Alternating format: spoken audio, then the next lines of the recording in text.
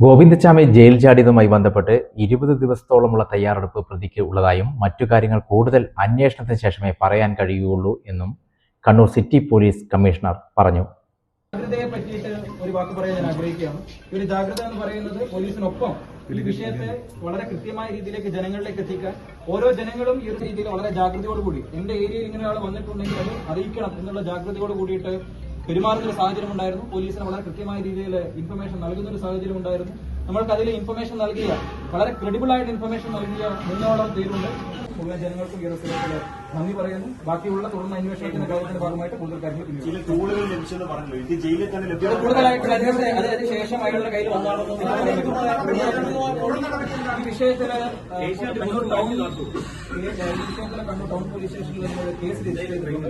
കേസിന്റെ ഭാഗമായിട്ട് നടപടികൾക്ക് ശേഷം മജിസ്ട്രേറ്റ് കോടതിയിൽ ഹാജരാക്കിയതിനു ശേഷം ബാക്കി നടപടികൾ. Thank you.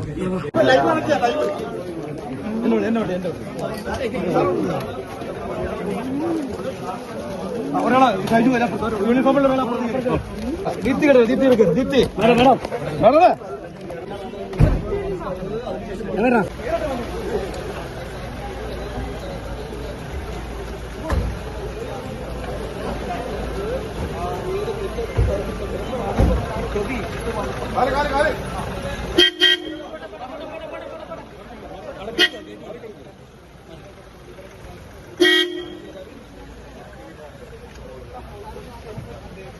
സുരക്ഷാ ജയിലാണ്.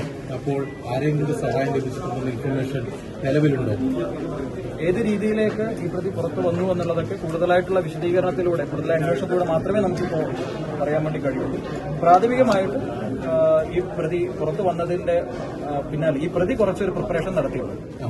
കുറച്ച് കാലങ്ങളായിട്ടുള്ള പ്രിപ്പറേഷൻ നടത്തിയതായിട്ട് വേറെ ആരെങ്കിലും ഇതിലേക്ക് ഇൻവോൾവ് ആയതായിട്ട് പോലീസിന് ഈ ഒരു അവസരത്തിൽ ഇൻഫർമേഷൻ ഇല്ല. അത് കൂടുതൽ അന്വേഷണത്തിൽ വിധേയമാക്കുന്നത് അതീവ സുരക്ഷാ സെല്ലായതുകൊണ്ട് തന്നെ രാത്രി അവിടെ പാറാവ് സെല്ലിന് പുറത്ത് പാറാവ് അതൊക്കെ കൂടുതൽ അന്വേഷണത്തിന്റെ ഭാഗമായി പറയേണ്ടുന്ന കാര്യങ്ങളാണ്. അത് കൂടുതൽ അന്വേഷണത്തിന് ശേഷം കൂടുതൽ കാര്യങ്ങൾ ഏതെങ്കിലും രീതിയിലേക്കുള്ള വീഴ്ചകൾ ഇതിലുണ്ടെങ്കിൽ ആ കാര്യങ്ങളൊക്കെ പിന്നീട് പറയണം. എത്ര നാളുകളുടെ തയ്യാറെടുപ്പുണ്ടായിരുന്നു?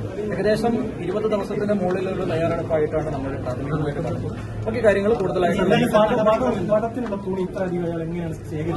അതിനെ പറ്റിയിട്ട് എനിക്കൊരു കമന്റ് പറയുന്നില്ല. കൂടുതലായിട്ട് അന്വേഷണത്തിന്റെ ഭാഗമായിട്ട് ഈ പ്രതി ജയിലിൽ ചാടിയതുമായി ബന്ധപ്പെട്ടിട്ട് കണ്ണൂർ ടൗൺ പോലീസ് സ്റ്റേഷനിൽ കേസ് രജിസ്റ്റർ ചെയ്തിട്ടുണ്ട്. കേസിന്റെ നടപടിക്രമങ്ങളുടെ ഭാഗമായിട്ട് പ്രതിയെ കോടതിയിൽ ഹാജരാക്കും. അതിനുശേഷം കോടതിയുടെ അതുമായി ബന്ധപ്പെട്ട് ബാക്കി തുടർന്നുള്ള കൂടുതലായിട്ടുള്ള കാര്യങ്ങൾ നമുക്ക് പിന്നീട്